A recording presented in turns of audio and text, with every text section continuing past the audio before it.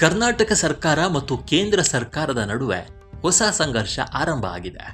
ರಾಜ್ಯದ ಹೆಮ್ಮೆಯ HMT Hindustan machine tools ವಶದಲ್ಲಿರುವ 430 ಎಕರೆ ಜಮೀನನ್ನ ಮರಳಿ ಪಡೆಯಲು ಕರ್ನಾಟಕ ಅರಣ್ಯ ಇಲಾಖೆ ಮುಂದಾಗಿದೆ. ಇದು ಕೇಂದ್ರ ಸರ್ಕಾರದ ಸ್ವತ್ತು ಅನ್ನೋದು ಕೇಂದ್ರ ಸಚಿವ ಕುಮಾರಸ್ವಾಮಿಯವರ ವಾದ.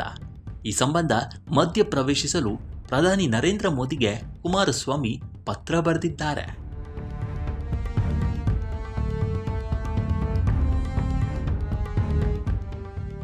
ಹೌದು, ಸಾರ್ವಜನಿಕ ವಲಯದ ಉದ್ದಿಮೆ ಆಗಿರುವ HMT ಪುನಶ್ಚೇತನಗೊಳಿಸಲು ನಮ್ಮ ಯೋಜನೆ ಪ್ರಯತ್ನಕ್ಕೆ ತಣ್ಣೀರು ಎರಚಲು ರಾಜ್ಯ ಸರ್ಕಾರ ಮುಂದಾಗಿದೆ ಅಂತ ಕುಮಾರಸ್ವಾಮಿ ಆರೋಪಿಸಿದ್ದಾರೆ. ರಾಜ್ಯ ಅರಣ್ಯ ಇಲಾಖೆಯ ಸಚಿವ ಈಶ್ವರ ಖಂಡ್ರೆ ಅವರಿಗೆ ಸಾಲು ಸಾಲು ಪ್ರಶ್ನೆಯನ್ನ ಈ ಬಗ್ಗೆ ಕೇಳಿದ್ದಾರೆ.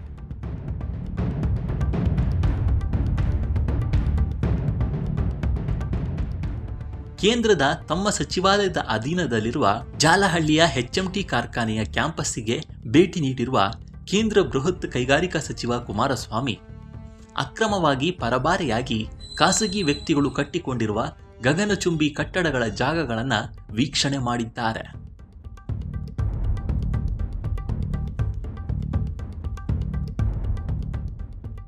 ಬೆಂಗಳೂರು ಉತ್ತರ ಭಾಗದ ಪೀಣ್ಯ ಪ್ಲಾಂಟೇಶನ್ ಮತ್ತು ಜರಕಬಂಡೆ ಸ್ಯಾಂಡಲ್ ರಿಸರ್ವ್ನಲ್ಲಿರುವ 599 ಎಕರೆ ಪ್ರದೇಶದ ಭಾಗವಾಗಿರುವ 430 ಎಕರೆ ಭೂಮಿ ಈ ವಿವಾದದ ಕೇಂದ್ರ ಬಿಂದುವಾಗಿದೆ. ಈ ಭೂಮಿಯ ಈಗಿನ ಮಾರುಕಟ್ಟೆ ಮೌಲ್ಯ ಅಂದಾಜು 14,300 ಕೋಟಿ ರೂಪಾಯಿ.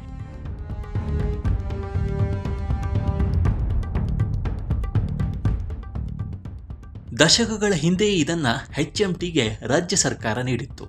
ಆದರೆ ಇದು ಅಧಿಸೂಚಿತ ಅರಣ್ಯ ಭೂಮಿ ಆಗಿದೆ ಅನ್ನೋದು ಅರಣ್ಯ ಇಲಾಖೆಯ ಸಚಿವ ಈಶ್ವರ ಖಂಡ್ರೆ ಮತ್ತು ರಾಜ್ಯ ಸರ್ಕಾರದ ವಾದವಾಗಿದೆ.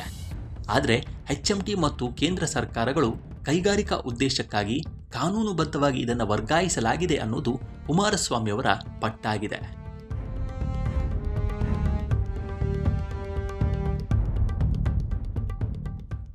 ಆದರೆ ಈಗ ಅರಣ್ಯ ಖಾತೆ DK ಶಿವಕುಮಾರ್ ಅವರ ಕೈಯಲ್ಲೇ ಇದೆ. ಹೀಗಾಗಿ ಕುಮಾರಸ್ವಾಮಿ ಅವರ ಪ್ರಶ್ನೆಗಳು ನೇರವಾಗಿ CMನೇ ಕೇಳಿದಂತಾಗಿದೆ.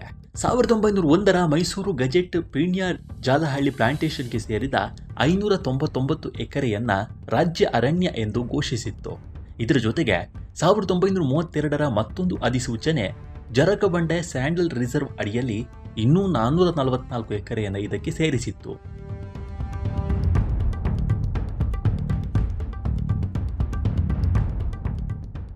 ಈ ಅಧಿಸೂಚನೆಯನ್ನ ರಾಜ್ಯ ಸರ್ಕಾರ ಇನ್ನೂ ಹಿಂದಕ್ಕೆ ಪಡೆದುಕೊಂಡಿಲ್ಲ. ಈ ಜಾಗವನ್ನ HMTಗೆ ಕೈಗಾರಿಕಾ ಬಳಕೆಗೆ ಮಾತ್ರ ನೀಡಲಾಗಿತ್ತೆ ವಿನಃ ಭೂಮಿಯ ಅರಣ್ಯ ಮಾನ್ಯತೆಯನ್ನ ಬದಲಾಯಿಸಿಲ್ಲ ಅನ್ನೋದು ರಾಜ್ಯ ಸರ್ಕಾರದ ವಾದ.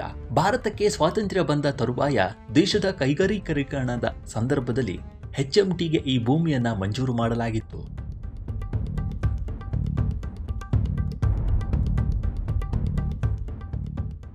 ಸಾವಿರದ 1961ರ ಆಗಸ್ಟ್ 5ರಂದು 216 ಎಕರೆ ಭೂಮಿಯನ್ನು ನೀಡಲಾಗಿತ್ತು.